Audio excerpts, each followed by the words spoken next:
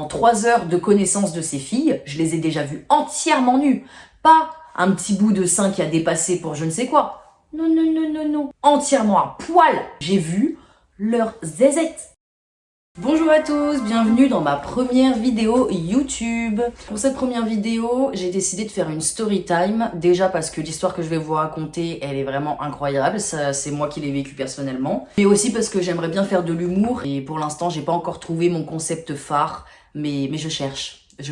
Du coup, l'histoire que je vais vous raconter aujourd'hui s'intitule « La fille de joie et l'ex-taularde ». Cette histoire, elle se déroule en 2018. Je venais juste d'emménager dans un nouveau studio, un nouvel appartement. Et un jour, du coup, je rentre chez moi et je croise ma voisine en bas aux boîtes aux lettres. Donc une petite jeune, je vois qu'elle a l'air cool, donc on discute. Et elle m'invite à venir boire un verre chez elle le soir. Je suis chaud. Je me dis trop cool, je vais me faire une copine voisine. J'ai jamais eu encore de vraie copine de palier comme ça parce que cette fille habitait vraiment pile en face de ma porte. Je me suis fait tout un film, mais ça ne s'est pas du tout passé comme je le croyais et vous allez être vraiment choqués, je pense, de la suite des propos. Je décide donc d'aller chez elle comme prévu.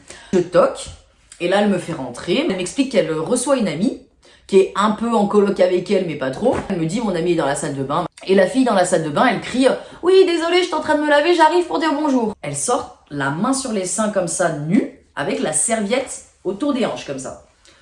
Donc déjà, je me dis, ah, elle est très à l'aise. Je la connais pas et tout, elle est déjà presque seins nus devant moi, mais bon, écoutez, chacun ses délires. Sauf que moi, je la reconnais. Du coup, je lui fais, Émilie ? Et en fait, c'est une fille qui était en primaire avec moi. Du coup, je lui explique parce qu'elle se souvient pas trop. Et vu qu'elle est comme ça en train de m'écouter, après elle fait « Ok, Chloé, c'est toi !» Et elle fait ça. Et là, du coup, je vois ses seins. Donc ça fait genre 3 minutes que je suis dans l'appartement. J'ai déjà vu les seins d'Émilie. Donc déjà, j'étais ok. La soirée, elle part un peu sur un délire. Je m'attendais vraiment pas du tout. Elle décide de s'habiller devant nous. Devant moi et Léa, du coup, la meuf qui m'a accueillie. Elle se met entièrement nue. Et elle enlève la serviette qu'elle avait autour des hanches pour s'habiller, mettre son string et tout. Du coup, j'étais en mode, ah, je viens de voir sa zazette. J'ai vraiment vu son pubis et il y avait un tatouage sur son pubis. Je vois qu'elle est super à l'aise. Je me dis, bon, bah écoutez, j'ai envie de lui poser la question. Qu'est-ce qu'il y a écrit sur ce tatouage? Et je lui dis, il y a écrit quoi sur ton tatouage? Et là, elle me répond, il y a marqué Bastien de Villeneuve numéro 1. Bon, j'ai changé les noms et le quartier. Mais en gros, il y avait un prénom d'un garçon, 2, le nom du quartier, numéro 1. Du coup, je fais, ah.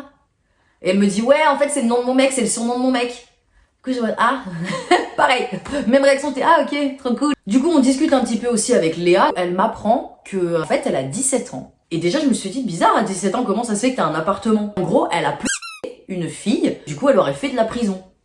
Et donc, elle a été, genre, réinsérée, enfin, je sais pas comment ça se passe, mais en gros, l'appartement dans lequel elle était, c'est la justice qui lui payait. J'avoue que là, quand elle a raconté ça, je me suis dit, est-ce que vraiment je la crois?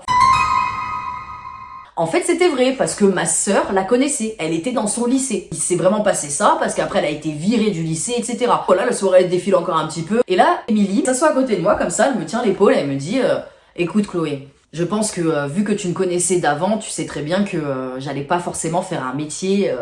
Du coup, moi, je la regarde, je suis là, bah en vrai, j'avais jamais supposé ça. Enfin, en primaire, j'ai pas que ça à faire, mais ok. Là, elle me dit qu'elle reçoit des clients, et qu'elle est...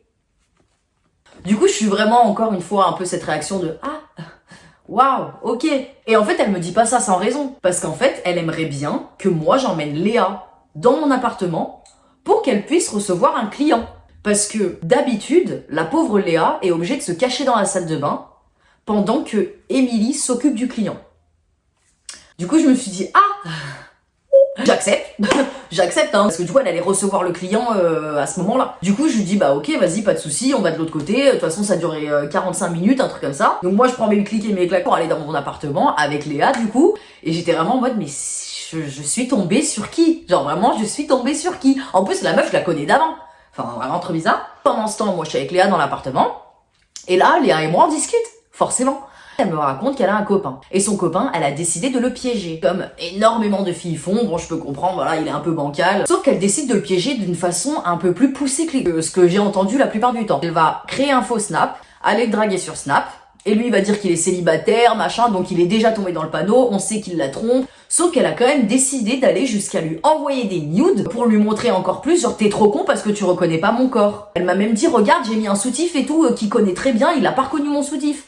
Du coup, franchement, je savais même pas quoi lui dire. J'étais là, écoute, tant pis, hein, tous des connards. Donc voilà, donc histoire un peu cassos, hein. Je me dis merde, je crois que j'ai vraiment mal fait de tenter une amitié avec ces personnes. Après ça, Émilie nous rappelle, elle a terminé avec le client. C'est bon, on peut revenir dans l'appartement de Léa. Donc moi je dis ok, let's go, on y retourne. Faut savoir quelque chose sur moi, j'aime bien dire oui et continuer genre dans l'histoire juste pour savoir où ça va nous mener. Donc j'ai décidé de pas trouver d'excuses pour rentrer chez moi et aller me coucher. Non, j'ai voulu continuer la soirée avec elle parce que je me suis dit qu'est-ce qui va encore se passer? Ah oui, j'ai oublié de préciser que quand on a rejoint Émilie, elle a essayé de me vendre le métier qu'elle faisait en m'expliquant que le client qu'elle venait de recevoir, elle n'a pas eu de rapport avec lui, mais il lui a juste léché les pieds pendant 45 minutes et qu'elle a pris 200 balles. Du coup quand on revient, Émilie me dit qu'elle va sortir voir son mec. Elle me demande un pantalon et des chaussettes.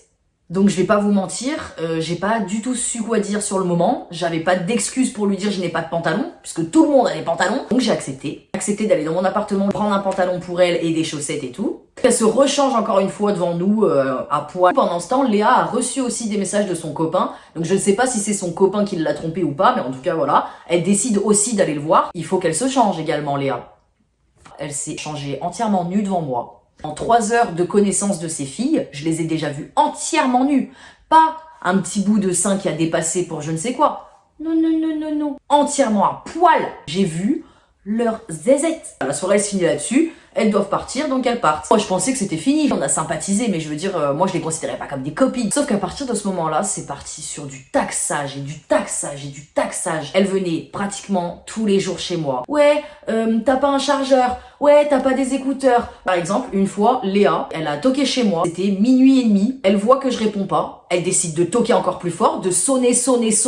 Tant qu'elle m'avait pas réveillée, et ben elle sonnait, elle m'a appelé sur mon téléphone, elle voulait que je me réveille. Du coup je décide d'aller ouvrir pour lui dire ferme ta... Bon, allez, bref, j'ai pas trop osé lui dire parce que j'avais peur que la meuf elle parte en vrille et qu'elle me met. Moi je me suis jamais battue de ma vie en fait. Et dites-vous qu'il y a quand même un moment où je pensais déménager tellement elle me taxait tous les jours et que je n'avais plus d'excuses et que je ne savais pas quoi faire. Je me disais c'est le genre de voisine qui te bouffe la vie. Parce que quand j'étais petite, ma maman elle avait une voisine qui la taxait surtout. Ma mère lui avait même donné un sac de courses. Ensuite, il s'est passé encore quelque chose. Nous avons eu dans l'immeuble des punaises de lit. Elle m'accusait moi d'avoir mis des punaises de lit chez elle. Pourquoi? Et ça a été aussi une histoire horrible parce que du coup, elle voulait absolument faire les lessives chez moi parce que je leur devais des lessives puisque c'était ma faute. D'ailleurs, moi j'en ai vu 5 ou 6 chez moi des punaises de lit, alors que elles en avaient carrément sur leurs vêtements. À cause des punaises de lit, du coup, on s'est vraiment embrouillé. Et malgré ma peur un petit peu d'elle, j'ai quand même décidé de pas me laisser faire. Et au final, ça a plutôt bien marché parce que, du coup, elles m'ont un peu laissé tranquille. Elles ont dû voir que j'avais un peu de caractère. Et après ça, du coup, Émilie a déménagé. Elles se sont plus parlé avec Léa. Enfin, en tout cas, elles étaient plus trop proches. Par contre, Léa est restée ma voisine. Et au fur et à mesure du temps que je refuse plein de choses et que je m'éloigne d'elle, que je l'appelle pas, etc., elle s'est tout simplement détachée de moi, on n'est plus resté copines et après moi j'ai déménagé. De toute façon je suis restée que 1 an dans cet appartement. En tout cas voilà, donc c'était ma première vidéo YouTube, une story time. J'espère que ma vidéo vous aura plu. Donc je vous souhaite une bonne journée. Bisous!